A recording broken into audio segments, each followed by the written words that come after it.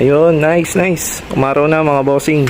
So tara, ikakabit na natin tong binigay ni Kuya Cards, itong Kamtay Racing starter motor. So tara, let's go. So bago pala natin ikabit mga bossing, i-unbox muna natin to. Bali, ito yung model niya mga bossing, pang SRL 115 Vega ZR. Ipakita ko sa inyo yung laman. Ayan. So pagbukas niyo ng box, high efficiency, racing performance, heat resistant, faster acceleration, energy, lightweight design. Ayan, Kamtay Racing. Ito naman yung starter motor. Ganda ng kulay niya, parang chameleon type yung kulay niya. Kamtay Racing starter motor. Angas. Bolt and nut. May kasama na rin pala siyang O-ring mga bossing. Ayan. So talagang isasalpak niyo na lang siya. Tinanggal na natin yung kabilang side ng kaha natin. Tapos ditong side na to hindi na natin tinanggal kasi dito lang naman natin siya huhugutin. Ditong side lang. Tapos ito yung tornilyo para sa starter. Tanggalin natin to para mahugot natin sa kabila yung starter motor.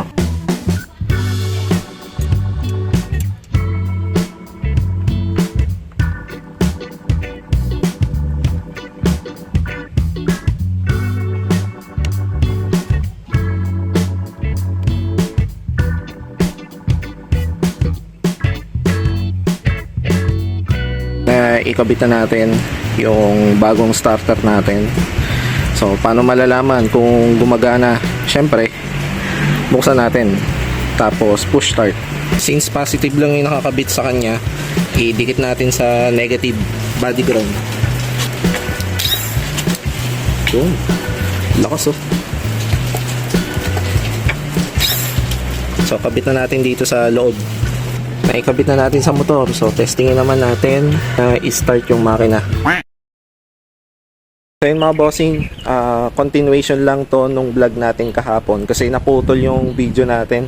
Bigyan ko lang kayo ng update doon sa kinabit nating bagong Kamtay Racing na starter. So kung makikita nyo mga bossing, oh, kitang kita yung starter natin doon sa ilalim dahil nga wala na tayong cover dito sa battery side. Ayan, di ba? Ganda oh, angas.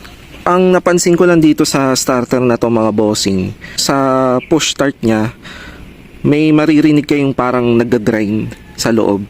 Pero sa push start lang naman siya. So parinig ko sa inyo mga bossing.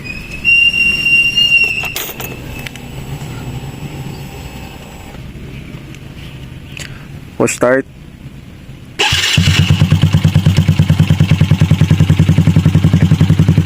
Diba? So kapag naka-idle naman siya, wala namang ibang tunog. Tapos kapag papatayin natin siya, may maririnig din kayo. Yun, ganun lang naman siya.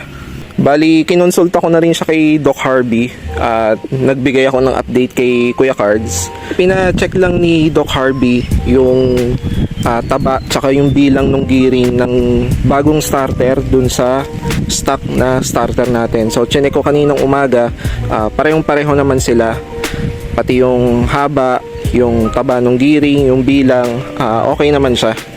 Kaya sabi ni Doc Harvey, okay lang naman daw yung starter na yan, kaya goods lang naman. Tsaka expected ko na malakas na talaga tong starter kasi nga pangkargado tong starter na yan eh.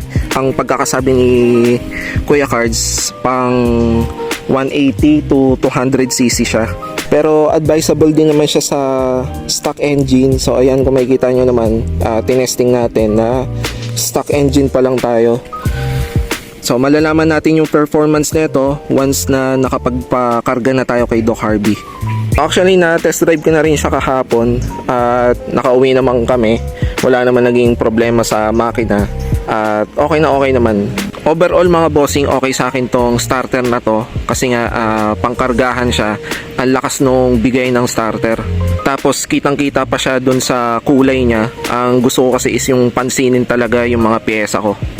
So sa mga nagtatanong naman kung saan mabibili to, soon maglalabas na si Kuya Cards ng ganyang starter sa market. at ang SRP daw ay 2,200.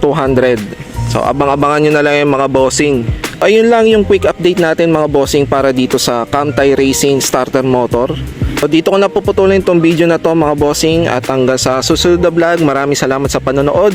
Ride safe, peace!